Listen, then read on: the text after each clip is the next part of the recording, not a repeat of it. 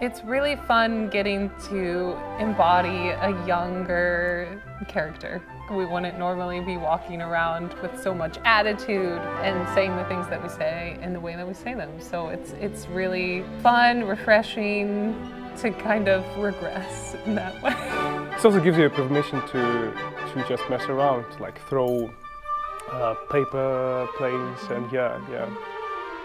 The rehearsals, I keep saying to Kaylee that, this is just making me behave like a schoolgirl. Yeah, we're Being really in reverting. I can't help it, but it makes me really want to be really naughty. Yeah. I've already inscribed my name on one of the school desks, and I've drawn a heart with the thing. And there are kind of paper airplanes being thrown around when they shouldn't be. They gave us wheelie chairs, which we've been Yeah, jousting wheelie on. chairs, we're just going That was a round and mistake. round. Yeah. It's really hard not to be naughty, basically. That's what it's like rehearsing on a school set. Yeah. And we're reverting to 16-year-old, 15, maybe younger. Fioreligi is my sister. She is in love with Guglielmo. Dorabella and Ferrando start the opera as fiancés. Yep, we're dating. We are very in love, so we think. And we end the opera Not in love. not in love. Yeah, in the end, it's all our fault. It is, well, yeah.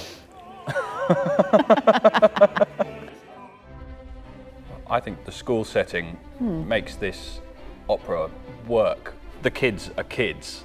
They're young, they're slightly stupid.